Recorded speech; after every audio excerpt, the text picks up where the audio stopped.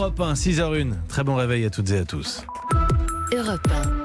Écoutez le monde changer. Le journal Mathieu Béliard, Hélène Zélani. Par ici la sortie, Ségolène Royal devrait prochainement perdre son poste d'ambassadrice des pôles. C'est elle-même qui a publié sur Facebook la lettre d'avertissement envoyée par le Quai d'Orsay il y a une semaine. Il lui est notamment reproché les critiques à l'encontre du gouvernement, que ce soit sur les retraites, le glyphosate ou les violences policières, sachant que le rôle d'ambassadrice implique en théorie, un devoir de réserve. Oui, l'ancienne candidate à la présidentielle estime d'ores et déjà qu'elle est licenciée. Je n'ai pas l'intention de renoncer à ma liberté d'opinion, dit-elle. En tout cas, certains ne la regretteront pas, comme Miko Mered. Il est professeur de géopolitique des pôles.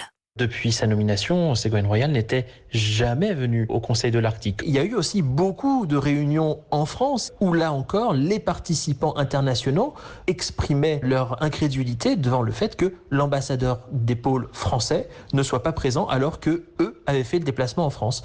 Il ne faut pas se cacher derrière son petit doigt ou être hypocrite. Le fait que la situation de Madame Royal et de l'ambassade des pôles en général soit en voie de clarification, c'est une très bonne nouvelle. Puisque nous avons en France depuis 2016 une feuille de route nationale sur l'Arctique qui n'a finalement jamais été mise en œuvre. Miko Mered, professeur de géopolitique des pôles au micro européen d'Élise Dangean. Un prochain Conseil des ministres devrait examiner le décret qui met fin aux fonctions de Ségolène Royal, poste bénévole, mais sans doute pas dès ce matin.